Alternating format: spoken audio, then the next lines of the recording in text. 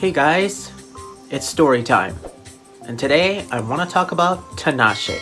So I was able to get myself a Tinashe poster. I took some time to find which one I really wanted, and for some reason this one really caught my eye. Just her outfit was just so gorgeous. I just love her sexy pose as well, and the colors that go with it are just very, very unique. And not just that, I just love how it went well with the colors in this room. And this room is a different color. Before that, it was like a light blue color. It was time to move on from that. Beside that, let's get into how I discovered Tinashe. So Tinashe has 4 mixtapes: In Case We Die, Reverie, Black Water, and Amethyst. I wasn't able to listen to all her 4 mixtapes. This was way before I discovered her. The first time I discovered Tinashe was her song called Player featuring Chris Brown. And this song was okay. I didn't really find it really fascinating myself. I don't know, something about it. I really didn't really care for it. It didn't really impress me. Chris Brown really should have never been in this song. Something that isn't really her style back then. When you fast forward now, you can tell that Tinashe has improved with her vocals, and she sounds really better with EDM. Another one I did listen to was called No Drama featuring Offset. I didn't really care for Offset's feature. I did like this one a lot. This song really kind of reminds me of Camila Cabello's song OMG. Joyride was just not good.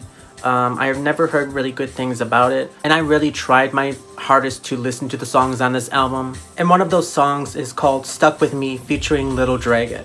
I wasn't really feeling it. The whole repetitive production with the different sounds in the song was kind of like, I couldn't take it. So I don't know. Maybe in time I'll go back to Joyride and actually listen to it again, but I don't know.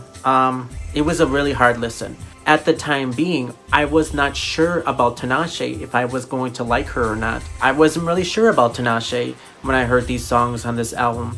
I was kind of questioning myself because, like, what is going on here? It's kind of like all over the place. There's one album that really just impressed me from Tinashe, and that is Songs for You. This album was probably the best album Tinashe has ever released. This whole album was just a masterpiece, and just the production, the lyrics, the very nice stories behind these songs. The closing track, Remember, was it called? Let me check. The closing track, Remember When. Oh, I can't even describe it. It's so beautiful. The acoustic guitar is just very beautiful. Her vocals really go well with this guitar, and she just really goes all out on this album. I also have a physical copy of Songs for You.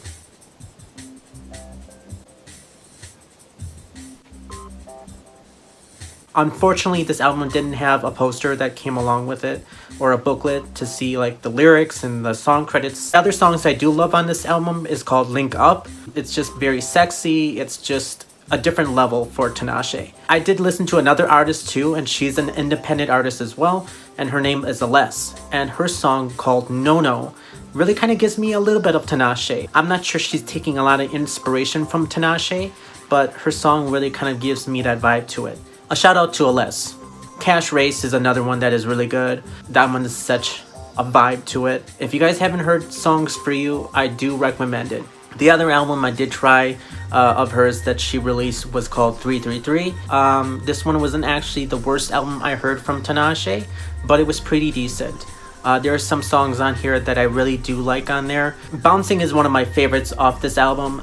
It's so groovy. I really love it. It kind of gives me a little bit like something I would hear from 2008, but it sounds very fresh. It's really well done. Other 2 songs I really do love, and they're kind of a guilty pleasure of mine, is X featuring Jeremiah, and another one is Bouncing Part 2. Just the slowed down like vocals around it. I could just picture a beautiful babbling brook along with some beautiful songbirds singing in the background. And Tinashe really goes off in the song during the end, and she just shows off those pipes really well. I Can See the Future is another one that is okay, but not my favorite. It sounds like something that would be off of Cassie's first debut album.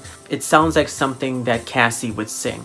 Last Call is one of the best songs off this album. It's just so well written. It really gives me a lot of Avril Lavigne. The chorus just hits you in such a certain way. There was also another version of 333, a deluxe edition. Tinashe also added some bonus tracks as well. Naturally was one of my favorites. This song was really good. I really liked it. When I looked back at this song, the production around it really gave me a lot of Billie Eilish's song, Lost Cause, but just more of a upbeat type of song. Before Tinashe became an independent artist, she was struggling under RCA, and she really couldn't do anything she wanted. She wanted full control with her music. She wanted to actually do something she wanted to do. RCA has been sabotaging a lot of artists, and one of them is Normani. Seeing Normani not really doing anything at the moment is really just disappointing. This is just very sad. I really want Normani to be successful. RCA, if you're not going to help Normani, then just release her from her contract. That's the only thing you can do. In conclusion, I would love to hear your thoughts about Tinashe. What is your favorite album from Tinashe? My favorite album from her is Songs for You. This album is just amazing.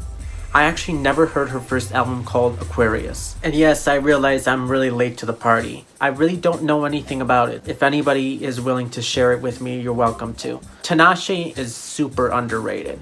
She can dance, she can sing, she can write her songs, and she seems like a very nice girl. You can tell that she is very passionate about her music. She is such a hard worker. I love that she's really just enjoying on what she does. Ever since she went on her own, I noticed that her music has become more and more better. I feel like her music has become more storytelling. If you guys want to see more videos from me, don't forget to hit subscribe, like, and comment.